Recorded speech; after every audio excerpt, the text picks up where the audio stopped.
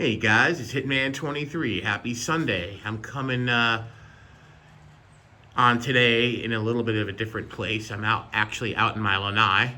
There's my barbecue, and this is my backyard. Nice little waterway. I don't see the alligator. There's an alligator that lives in this pond.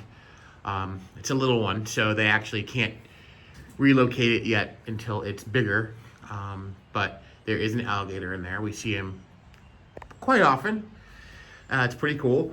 But I'm coming on today to do my Vada Pinson set registry run. I completed it a couple weeks ago, and I wanted to come out and do my tabletop. So I'm out here in my lanai.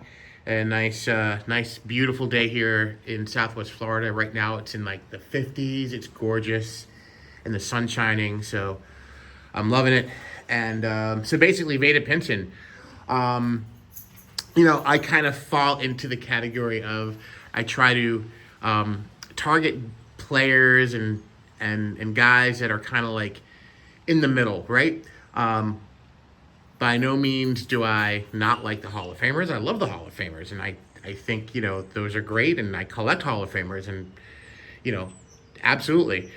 But just I try to find, the little niches where I feel that maybe things are, and there's Bowie down there. Hey, Bowie. Little niches where maybe there's not a lot of focus on. And keep showing the beautiful pond. And I don't know, bring attention to stuff like that. So, I try to target the guys that are kind of fall in the middle,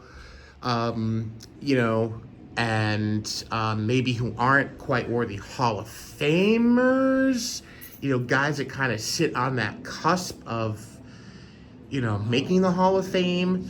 And, Vada Pinson is one of those players for sure. I mean, he's definitely, he's looked at and possibly couldn't get into the Hall of Fame today on the Veterans Committee. He is definitely a good candidate. He has the highest amount of hits for the career for a player who's not in the Hall of Fame. He's just short of 2,800 hits.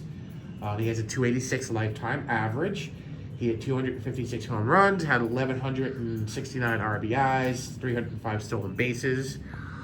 So, a very, very good career. Is it Hall of Fame worthy? It begs to differ. Quite possibly, yes, as we look at different things. He had a 54.1 WAR. He was a four-time All-Star. He finished in the top 20 MVP voting 5 times. His highest was in 1961 when he was number 3. And he has 1 Gold Glove, so he's definitely a really good player. And we'll see if he ever gets into the Hall of Fame. So let's get right to the cards, and let's see what we got here. So I got the whole run, and we're going to start, of course, with his rookie card.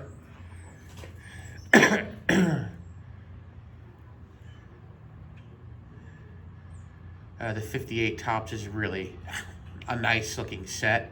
So is it 59. And there's the 60. All right, you guys can see what they are.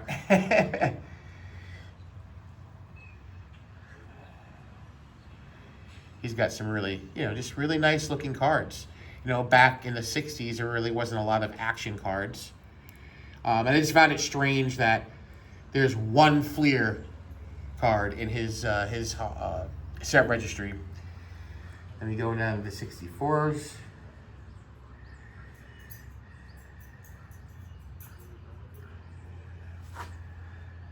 That's a super undergraded 4. I don't really talk about grades too much, but that one, yeah, I have to talk about that one. That's a tough card. Probably when I say toughest, it's a high number. It's a 67 high number. The 67 high numbers go for a good amount. So that's probably, between that and maybe his rookie card. But otherwise, everything else is pretty much very affordable. And once he left the Reds, he kind of bounced around a little bit for a few years. You can see on that card there, he's wearing his Reds uniform. They did it a lot in the 60s. They just didn't wear a cap. But he's definitely in his Reds uniform there. It doesn't have a card in a Cardinals uniform. That's a great card, one of his best. And look who's there, Thurman Munson. You know, how many cards did Thurman Munson, have in the 71 set? I think it's like his, and I think he's in maybe one or two other cards. This one and maybe possibly another. But just a fantastic, action shot, right? Oh, I got to keep in my convention here. Let me fix something here before we keep moving there. All right. So, whoops, let's get back on there, guys. Not drunk. 72. Airbrushed. And there's really his only other action card is the 74. Right? And then the last couple of seasons.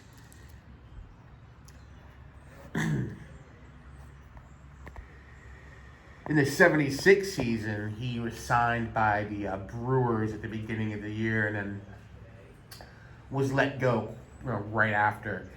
And then technically he does have a 77 Topps card.